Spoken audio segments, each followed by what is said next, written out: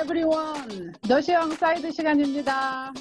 오늘은 지르바디의 댄스란 제목으로 영어 발음, 직유, 은유 등과 관련된 에피소드입니다. 제가 미국에 살 때의 이야기예요. 하루는 이웃집 파틀럭 파티에 초대를 받았어요. 파틀럭 파티 여러분 아시죠? 주최자가 파티 주최하는 사람이 필요한 음식을 다 이렇게 제공하는 게 아니라 참가하는 사람들이 각자 음료 같은 거, 음식 같은 거 이렇게 만들어 가지고 가는 그런 거잖아요. 전 이런 종류의 모임이 굉장히 좋았어요. 왜냐하면 미국은 멜팅 팟, 용광로라는 뜻이죠. 그렇게 불릴 정도로 세계 곳곳에서 온 다양한 사람들이 미국이라는 거대한 하나의 땅덩어리 안에 서로 섞여서 사는 곳이잖아요. 그런데 가만히 보니까 이 파트럭 파티에 갈 때 사람들은 샌드위치, 햄버거 그런 거 만들어 가는 게 아니고 원래 자기가 살던 나라의 전통 음식들을 만들어 가는 경향이 커요. 그래서 이런 데 가면 한 자리에서 세계 여러 나라의 다양한 음식들을 맛볼 수 있다는 장점이 첫째가 되고요. 그리고 두 번째 장점은 뭐냐면 저한테는 이 두 번째 장점이 훨씬 중요했었는데 이 음식들을 매개로 해서 사람들과 자연스럽게 이야기를 하고 친구를 사귈 수가 있어요. 와, 이거 진짜 맛있다. 재료가 뭐예요? 뭐 어떻게 만들어요? 하고 물어보잖아요. 그러면 모두들 그 자기네 나라 음식 문화 전도사가 된 것처럼 신나게 설명을 해줘요. 어떤 경우에는 그렇게 관심이 좋으면 우리 집에 한번 와 같이 만들어 보자 막 그렇게 초대도 해주고 음, 이게 외국에 가면 다들 그 애국자가 된다고 하잖아요. 그 사람들이 좀 묘하게 자기네 나라 어떤 문화를 전파하는 대표자가 되었다라는 그런 사명감 같은 걸 가지고 있는 것 같아요. 예, 저도 물론 그랬죠. 저는 주로 잡채하고 김밥을 이렇게 말아갔는데 잡채가 익으면 투명해지잖아요. 유리처럼. 그러니까 사람들이 제가 이게 뭐냐고 이제 저한테도 당연히 물어보죠. 그러면 이제 이름부터 알려줘야 되잖아요. 잡채라고 몇 번 말해도 이게 그 발음이 좀 어려웠는지 자기들 마음대로 그냥 글라스 누들, 유리 국수란 뜻이죠. 그렇게 개명을 해서 이름을 부르기도 하여튼 하고 그랬어요. 아무튼 그날도 이제 저는 잡채를 만들어 갖고 분위기 굉장히 좋았어요. 술도 좀 마시고 이제 다들 막 이제 이야기를 여기저기서 왁자지껄하게 하는데 그때 누군가 큰 소리로 아마 그 조크를 말한 것 같아요. 근데 저는 그때 당시에는 그 조크를 못 알아들었어요. 웃기는 이야기일지 몰랐기 때문에 그냥 이렇게 눈치를 이렇게 슬쩍슬쩍 보면서 이제 따라서 웃고 있었죠. 사실 일국어 조크를 알아들으면 드디어 그 언어가 마스터 됐다고 봐도 돼요. 그만큼 조크는 어려워요. 이게 왜냐하면 언어만 안다고 조크가 이해되는 게 아니거든요. 그 언어 플러스 그 언어권 사람들 수대에 걸쳐서 전해 내려오는 문화적 코드를 이해해야만이 아, 역시 조크를 이해할 수 있는 경우가 대부분이거든요. 우리나라도 그러잖아요.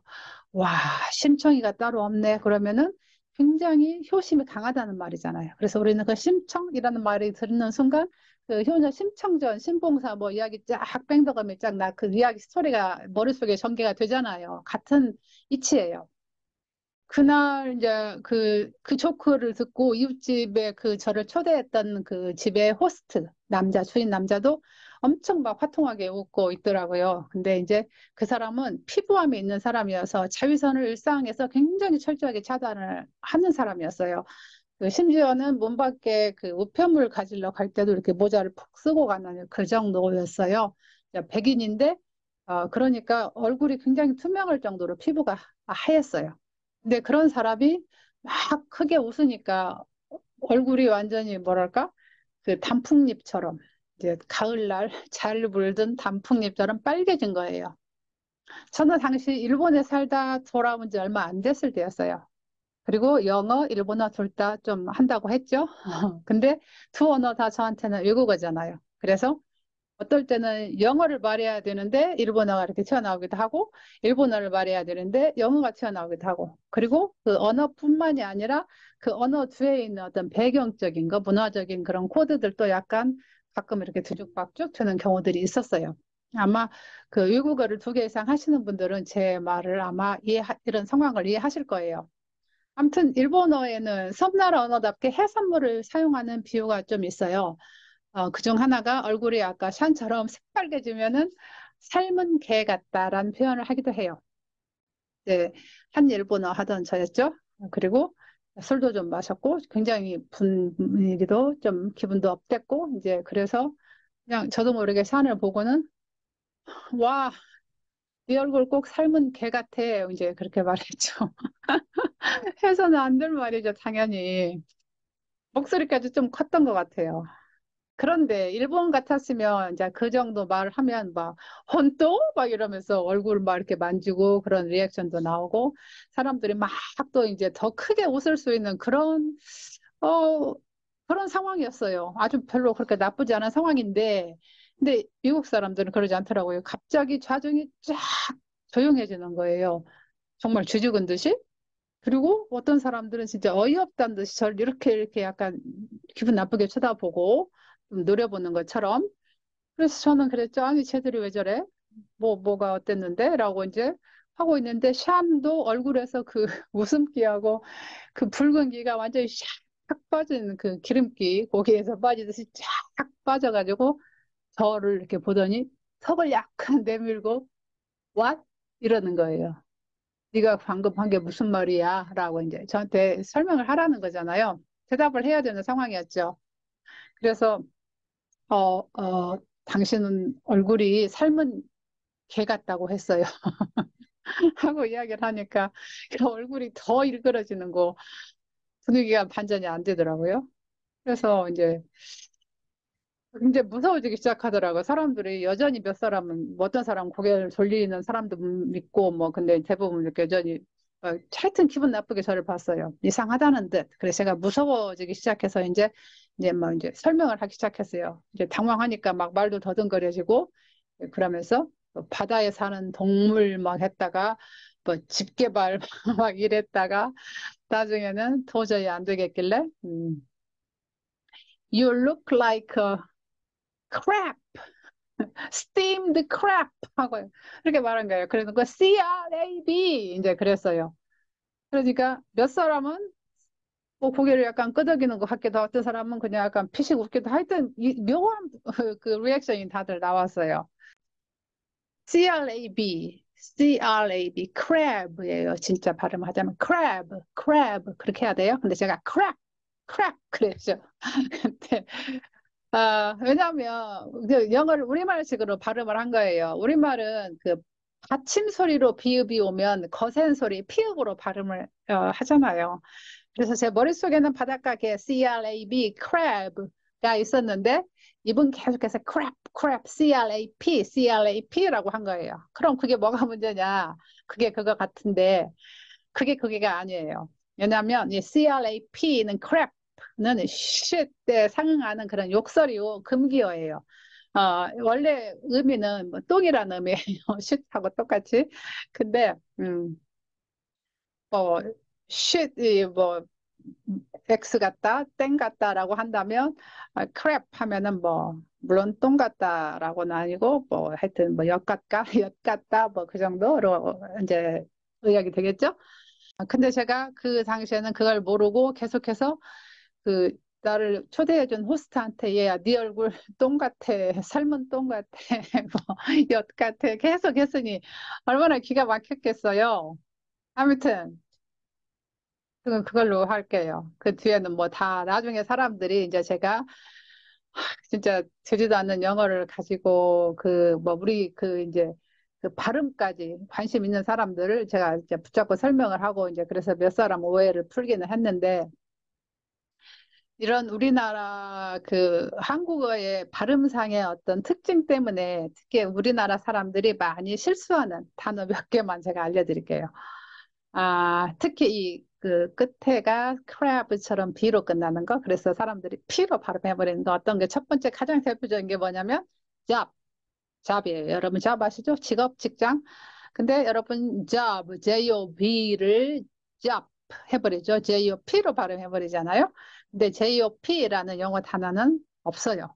영어에는 없는 단어예요.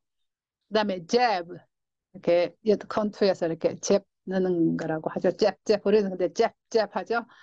그래서 J-O 아니면 J-A-P로 발음해 버려요. 그러면 이것은 역시 영어권에서는 써서는 안 될 금기어예요. 왜냐하면 Jap 하면은 그 Japanese의 준말로 그냥 Japanese 일본인을 뜻하는 게 아니라 일본인을 아주 경멸해서 하는 말. 우리도 일본인을 경멸하는 뭐 특정 단어들이 있잖아요. 그런 뜻이에요. 그래서 쓰면은 안 되는 말입니다. Jap 하면 안 돼요. 그다음에 pub 선술집이라는 말이죠. pub. 근데 역시 우리는 펍 해버리죠. 근데 이 펍하고 pup로 발음을 해버리면 그 퍼피, 개, 강아지 아니면 동물의 새끼들을 뜻하는 말이 돼요. 그리고 그다음에 rib, rib, 갈비뼈라는 뜻이잖아요. 그래서 돼지 갈비 하면은 pork rib가 되겠죠. 근데 rib 해버려요. 이것도 이 rip 하면은 그 동사로 뭔가를 막 거칠게 뜯어내거나 이렇게 찢는 걸 말해요. 역시 그래서 이 끝, 그 발음 하나로 전혀 엉뚱한 말이 돼버리는 거죠. 자, 여기까지 이야기를 할게요. 자, 그렇다면 What's the takeaway of this story? 여기서 제가 takeaway, 여기서 takeaway가 뭘까요? 이 이야기에서 takeaway는 뭔가 배울 점, 교훈, take해서 가지고 갈 거예요. 여러분 그 커피숍 가서 커피 시키면 takeout 있잖아요. takeaway라고 돼요. 가지고 가는 거죠. 그래서 여러분들이 시간을 내서 제 이야기를 들었으니까 뭔가 가지고 갈 게 있어야 되잖아요. 이미 여러분들 다 챙기셨죠? 제가 그걸 정리를 하자면 첫째, 영어 자음은 단어의 처음에 오건 단어의 끝에 오건 그게 묵음이 아닌 이상 위치가 어디든 해당 음가를 정확하게 발음을 해줘야 한다는 거죠.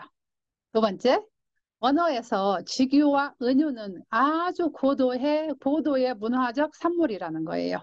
따라서 해당 표현의 문화적 배경까지 자유자재로 설명할 수준이 되지 않으면, 언어적인 수준이 되지 않으면 사용하시지 않는 게 안전하다는 겁니다. 특히나 한국적 풍토에 맞는 은유나 직유는 엄청난 양의 설명이 뒤따라야 돼요. 그래서 또한 그쪽 사람들 정서에 맞지도 않는 경우가 대부분이에요. 특히나 제가 했던 것처럼 사람의 외모나 신체적 특징에 비유하는 경우는 아예 접으시는 게 좋습니다. 실수하면 망하는 거고 말 제대로 해도 본전 건지기 힘들어요.